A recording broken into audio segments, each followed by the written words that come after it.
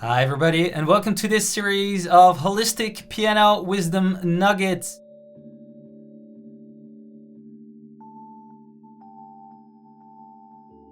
These are small nuggets of truth which I exemplify and explain by using piano or music study, but they're transferable to any area of your life. So the catch of this nugget is that something goes much easier after you've repeated it a couple of times.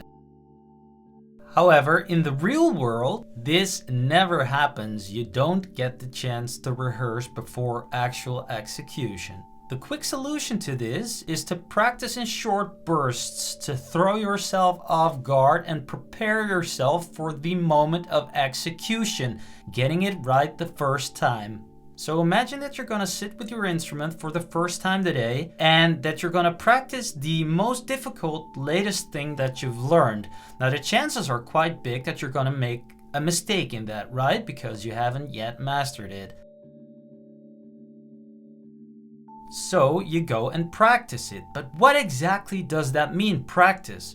Well, practice is basically just rehearsing something as many times as needed for you to master that skill. So it's repeating the correct thing, and note this is very important. If you repeat your mistakes, they will sink in as well. Repeating the correct thing slowly and mindfully so that it gets the chance to sink in. By creating new neurological pathways inside your brain, this skill will literally carve itself into your mind, into your brain, and it will become a habit.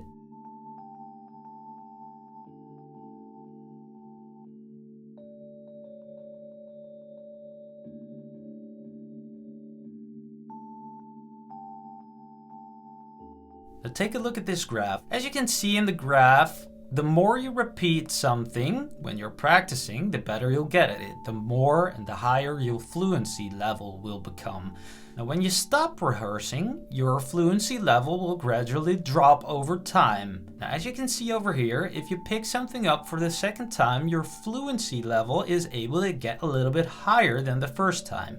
The same goes for the third time, the fourth time, etc. If you take a look at the fluency low, then picking this up for the second time, you'll also see that it hasn't dropped as low as when you started out. As you can see over here, picking it up regularly causes the fluency low to not sink so low, as well as the highs getting higher, so you'll gradually get better. This also means that you'll get better on a first try because you're able to pick it up at a level of fluency that is still high. Another thing to keep in mind that is kind of related to this whole subject is that you see the increment decreasing, right? When you just start out, the increase is really steep, and then the increment gradually decreases to a point where it's actually not increasing that fast anymore. It's very important to keep in mind as well, and a nice coincidence, so to speak, is the fact that your learning capacity tank fills up. You're just able to learn only that much in a set period of time, and then you need a break. Your tank is full. At the same time, your battery decreases, right? You get tired, which also causes you to be less sharp and retain not as good as when you started out fresh.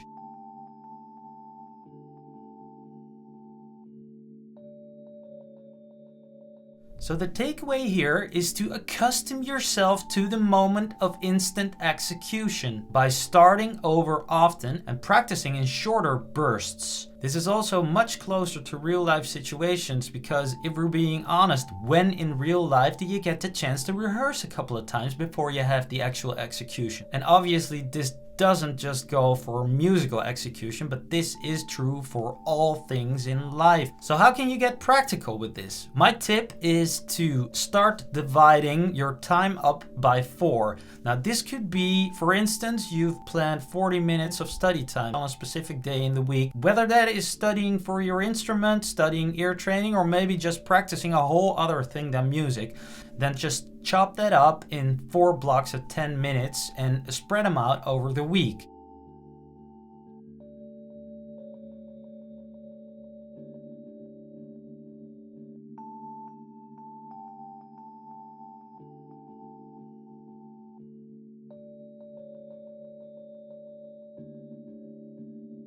You can take this as far as you want. So the large scale takeaway here is that 5 10-minute sessions beat one 1-hour session by a mile.